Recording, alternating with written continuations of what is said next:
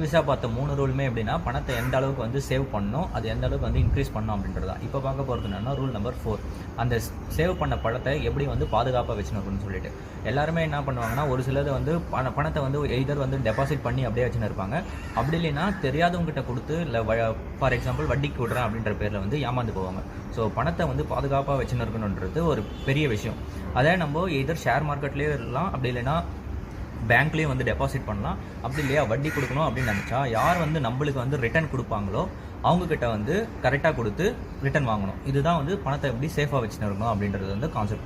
இப்போ நம்ம வேறு எதனா பண்ணணும் அப்படின்னா, அதை பற்றி இப்போ ஷேர் மார்க்கெட்டில் இன்வெஸ்ட் பண்ணோம் அப்படின்னு நினைக்கிறோன்னா, அதை பற்றி ஆல்ரெடி எக்ஸ்பீரியன்ஸ் இருக்கவங்ககிட்ட கேதர் பண்ணிட்டு நாலேஜை, அப்புறம் அதில் வந்து இன்வெஸ்ட் பண்ணணும். அது மாதிரி தான் ஒவ்வொன்றுத்துலையும் நம்ம எதெல்லாம் இன்வெஸ்ட் பண்ணோம், அதை பாதுகாக்கணும் அப்படின்னு நினைக்கிறோமோ, அதில் ஆல்ரெடி யார் வந்து வெல்னோனாக இருக்காங்களோ அவங்கக்கிட்ட கேட்டு நம்ம இன்வெஸ்ட் பண்ணால் பாதுகாப்பாக வச்சுன்னு இருக்கலாம்.